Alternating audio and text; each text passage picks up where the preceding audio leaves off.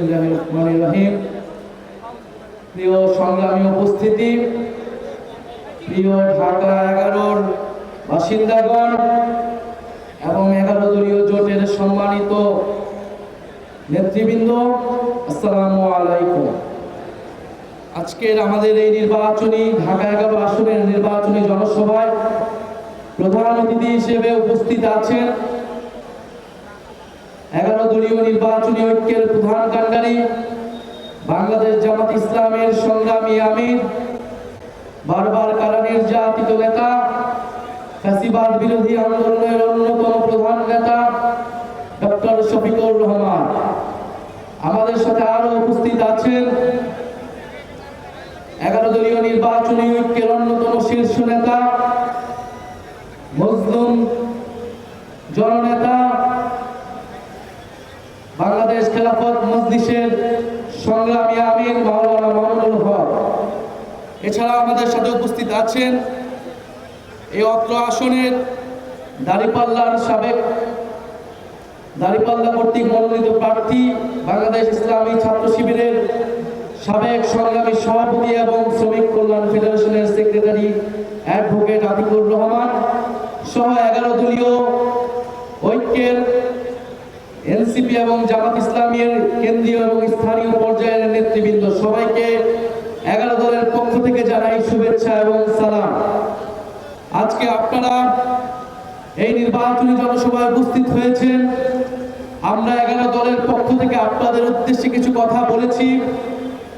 আপনাদের সামনে দিক নির্দেশনামূলক বক্তব্য রাখবেন প্রধান অতিথি ডক্টর শফিকুর রহমান। আমি আজকে আপনাদের সামনে কোনো জাতীয় বক্তব্য দিতে আসি নাই। আমি আপনাদের সামনে এই এলাকার সন্তান হিসেবে, এই এলাকার একজন প্রার্থী হিসেবে আমি আপনাদের জন্য একটি কথা বলতে চাই। আমার জন্ম ঢাকার বেড়াইদের ফকিরখালী গ্রামে আমার জন্ম। আমি এই অত্র এলাকার সন্তান। এই বাড্ডা রামপুরাতেই হেসে খেলে আমার বড় হওয়া, আমার শৈশব কৈশোর কেটেছে এই অত্র এলাকার মাটি এবং ধুলোর সাথে মিশে। আমি জানি এই অত্র এলাকার মানুষ ঢাকার এত কাছে হওয়া সত্ত্বেও বহুদিন ধরে নানা অবহেলা এবং বঞ্চনার শিকার। আপনি বাড্ডা ভাটারার ভিতরের দিকে গেলে আপনার কাছে কখনো কখনো মনে হবে এটা যেন ঢাকা নয়, এটা যেন আপনি মফস্বলের কোনো একটা এলাকায় এসেছেন। আমরা এরকম অবহেলা এবং বঞ্চনা এবং নানা অসুবিধার মধ্য দিয়ে এই এলাকার মানুষ জীবনযাপন করছে। কিন্তু জুলাই গণঅভ্যুত্থানে এই বাড্ডা রামপুরা হয়ে উঠেছিল আন্দোলন এবং প্রতিরোধের অন্যতম হটস্পট। আপনাদের মনে আছে কিনা? অবশ্যই মনে আছে। এই বাড্ডার রোডে, এই রামপুরা ব্রিজে প্রাইভেট বিশ্ববিদ্যালয়ের শিক্ষার্থীরা, মাদ্রাসার শিক্ষার্থীরা এবং এলাকাবাসীর সম্মিলিত প্রতিরোধে ফ্যাসিস্টরা পিছু হটতে বাধ্য হয়েছিল।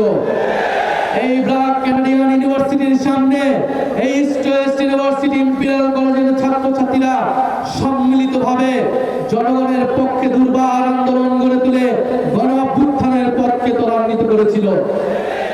এই অঞ্চলের মানুষ দীর্ঘদিন ধরে অর্থনৈতিক বৈষম্যের শিকার, রাজনৈতিক বৈষম্যের শিকার।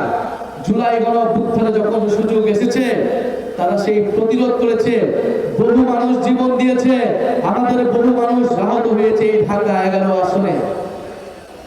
আমরা 1971 সালের ইতিহাসও দেখব। এই বাড্ডা, এই বেড়াই, এই ডান্ডার এই সাইডে মুক্তিযোদ্ধারা অবস্থান করতেন। তারা নৌকা দিয়ে সেখানে এসে অপারেশন করে আবার পালিয়ে যেতেন। জুলাই গণঅভ্যুত্থানের সময় আমিও কয়েকটা দিন এই অত্র এলাকার বিভিন্ন জায়গায় পালিয়েছিলাম। এই ঢাকা 11 আসন আমাকে আশ্রয় দিয়েছে।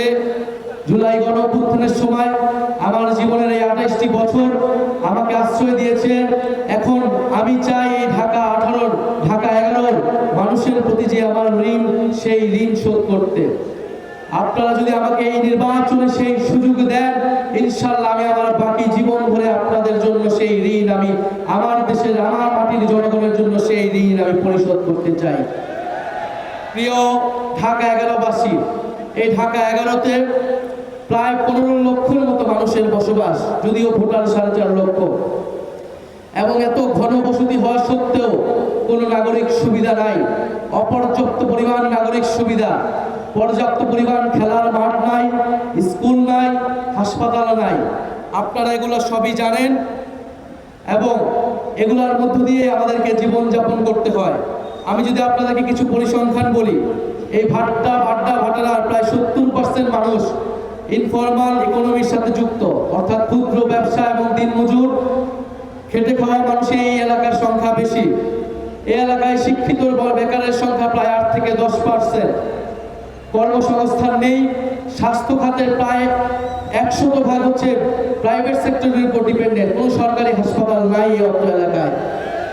এই পুরো ঢাকা 1100 একটিও সরকারি হাই স্কুল নেই। সরকারি প্রাথমিক বিদ্যালয় আছে মাত্র 15টি। ফলে শিক্ষা এবং স্বাস্থ্য পুরাটাই নির্ভরশীল হচ্ছে আপনার প্রাইভেট সেক্টরের উপরে। বর্ষাকালে প্রায় 60% রাস্তা সামান্য বৃষ্টিতে তলিয়ে যায়, জলাবদ্ধতা তৈরি হয়। আপনারা সেগুলোর মাধ্যমে আমাদেরকে জীবনযাপন করতে হয়। বাড্ডার মাত্র 30 থেকে 35% এলাকা পরিকল্পিত ড্রেনেজ সিস্টেমের আওতায়। বাকি যে 70% এলাকা সেটা অপরিকল্পিত ড্রেনেজ, নর্দমা এবং আশেপাশের খালগুলো সেটা পূরণ করে। এবং আমাদের যে আশেপাশে খালগুলো রয়েছে, রামপুরা খাল, শাহজাদপুর খাল, বালু নদী, এগুলা দখল করা হয়েছে। এগুলা নদী দখল করা হয়েছে, বালু ফেলানো হয়েছে, ফলে এই খালগুলো আর আমাদেরকে সেই সুবিধা দিতে পারে না। আমি যে চিত্রটি আপনাদের সামনে তুলে ধরলাম, ঢাকার অনেক অঞ্চলেই এই একই চিত্র। কিন্তু এই ঢাকা 11-র একটা বিশেষত্ব আছে। এই ঢাকা 11-র অন্যতম প্রধান সমস্যা আমি মনে করি রাজনৈতিক। এই অত্র এলাকার উন্নয়ন না হওয়ার পিছনের প্রধান সমস্যা হচ্ছে রাজনৈতিক কারণ।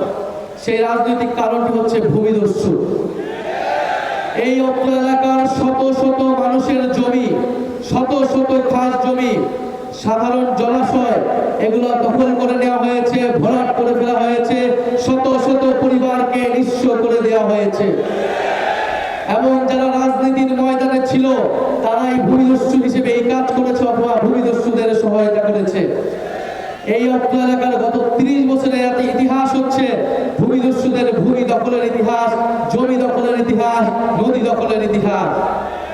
5ই আগস্টের আগে যারা প্রধান দুই দল হিসেবে পরিচিত ছিল, তাদের এখানের স্থানীয় নেতারাই গত 30 বছর ধরে ভাগ বাটোয়ারা করে এই ভূমি দখল করেছে। তারা রাজনৈতিক কারণে বিরোধিতা দেখিয়েছে, ব্যবসায়ী স্বার্থে সবসময় তারা ঐক্যবদ্ধ ছিল এবং জনগণের বিরুদ্ধে ছিল। আমরা জানি যে একজন বিদেশে ছিল গত 16 বছর 15 বছর ধরে, কিন্তু এইখানে এই ব্যবসার ভাগ, রিয়েল এস্টেট কোম্পানির নামে যে ভূমি দখল তারা করেছে, তার ভাগ কিন্তু মালয়েশিয়া থেকে তারা ঠিকই পেত। 5ই আগস্টের পরে তিনি চলে এসেছেন, আর এইখানে যিনি দখলদার চাঁদাবাজি করতেন তিনি তার স্থানে চলে গিয়েছেন। আর মালয়েশিয়ার প্রতিনিধি এখানে এসে তার অফিস, তার গাড়ি দখল করেছেন। ফলে এই যে এক্সচেঞ্জ তারা করে জনগণের বিরুদ্ধে তারা সব সময় কাজ করে গিয়েছে। আগামী 12ই ফেব্রুয়ারি আমাদের সামনে সুযোগ এসেছে এই সকল ভূমিদস্যু, ভূমি দখলদার, চাঁদাবাজ, সন্ত্রাসী, ঋণ খেলাপিদেরকে পরাজিত করবার। আমরা আপনাদের সামনে ওয়াদা দিচ্ছি, কথা দিচ্ছি, এই অঞ্চলের অর্থনৈতিক বৈষম্য আমরা দূর করব ইনশাআল্লাহ। এই অঞ্চলের নাগরিক সুবিধা আমরা নিশ্চিত করব। যে সকল মানুষ ভূমি হারিয়েছে তাদের ভূমি আমরা ফিরিয়ে দেওয়ার ব্যবস্থা করব, নতুবা তাদেরকে আমরা ন্যায্য মূল্য পাইয়ে দেওয়ার ব্যবস্থা করব। এই ভূমিদস্যুদের সিন্ডিকেট ঢাকা 11 থেকে আমরা চিরতরে নির্মূল করব ইনশাআল্লাহ। প্রিয় এলাকাবাসী, আজকে আমরা শুধু ঢাকা 11 আসনের কথা বলতেই আসি নাই। আমরা শুধু ঢাকা 11 আসনের জন্যই জয়ের ব্যাপারে আশাবাদী নই, আমরা সমগ্র বাংলাদেশে জয়ের ব্যাপারে আশাবাদী। 11 দলীয় ঐক্যজোট, সরকার গঠনের ঐক্যজোট, আগামীর বাংলাদেশ নেতৃত্ব দেওয়ার ঐক্যজোট। ফলে 11 দলীয় ঐক্যজোটের নেতৃত্বে আপনার সারা বাংলাদেশে যে যেখানে যেই মার্কা, যেই প্রার্থী আছেন তাদেরকে সহযোগিতা করে তাদেরকে ভোট দিয়ে জিতিয়ে আনবেন, এই আহ্বান আপনাদের প্রতি রইল। আমরা দেখতে পাচ্ছি বাংলাদেশে যে আরেকটি দল রয়েছে যারা বাংলাদেশকে বিপদগ্রস্ত করার পরিকল্পনা নিয়ে এগোচ্ছে, সেই প্ল্যান পরিকল্পনাকে আমাদেরকে পরাজিত করতে হবে আগামী 12ই ফেব্রুয়ারি। বাংলাদেশকে দখলদার মুক্ত, আধিপত্যবাদ মুক্ত, সন্ত্রাস মুক্ত করতে হবে আগামী 12ই ফেব্রুয়ারি। আপনারা কি তার জন্য প্রস্তুত আছেন? 12ই ফেব্রুয়ারি ভোট কেন্দ্র পাহারা দেওয়ার জন্য প্রস্তুত আছেন? ইনশাআল্লাহ আমরা তরুণ যুব সমাজ সবাই প্রস্তুত আছি। আপনাদের প্রতি আরো আহ্বান জানাই, ব্যর্থ হয় 5ই আগস্ট ব্যর্থ হয়ে যাবে। ইনশাআল্লাহ আমরা 5ই আগস্ট যেভাবে সফল করেছি 12ই ফেব্রুয়ারিকেও সফল করব। ইনশাআল্লাহ 12ই ফেব্রুয়ারি আমরা বিজয় নিয়ে ঘরে যাব। আমি পরিশেষে বলতে চাই, আমি খুব অল্প সময় পেয়েছি আপনার এলাকা, আমার এলাকা হলেও প্রচারণা করার জন্য আমি অনেক অল্প সময় পেয়েছি। ঢাকার বাইরেও আমাকে যেতে হয়েছে দলীয় কাজে, জোটের কাজের জন্য। আমি আমার মা বোনদের প্রতি অনেক অনেক কৃতজ্ঞতা প্রকাশ করছি অন্তরের অন্তরস্থল থেকে। 11 দলের যারা সমর্থক রয়েছেন, আমাদের নেতা কর্মীরা রয়েছেন, আমাদের মা বোনেরা, তরুণ সমাজ রয়েছেন, তারা এই অল্প দিনে আপনারা আমার জন্য, শাপলা গুলির জন্য আমি আতিক ভাইয়ের প্রতি কৃতজ্ঞতা প্রকাশ করছি। জামাত ইসলামের সকল পর্যায়ের নেতৃবৃন্দের প্রতি, কর্মীবৃন্দের প্রতি কৃতজ্ঞতা প্রকাশ করছি। এনসিপির নেত্রী কর্মীবৃন্দের প্রতি কৃতজ্ঞতা প্রকাশ করছি। আপনারা অল্প সময় আমাকে যে ভালোবাসা দিয়েছেন, নিজের সন্তানের মতো আপনারা যেভাবে আমার জন্য প্রচারণা করেছেন, বাড়ি বাড়ি গিয়েছেন, এটা অভূতপূর্ব। আমি এই ঋণ আপনাদের জন্য সবসময়, আপনাদের এই ঋণের কথা আমি মনে থাকবো এবং এই ঋণ আমি দেশের জন্য জীবন দিয়ে, দেশের জন্য কাজ করে আমি এই ঋণ পরিশোধ করবো ইনশাআল্লাহ। আপনারা আমার জন্য দোয়া রাখবেন।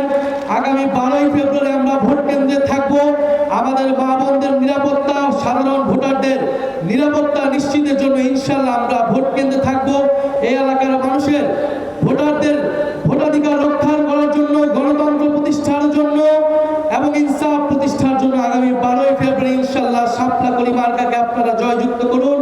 আগামী সংসদে, আগামী সরকারে আপনাদের সাথে আমাদের দেখা হবে। ইনকিলাব, ইনকিলাব।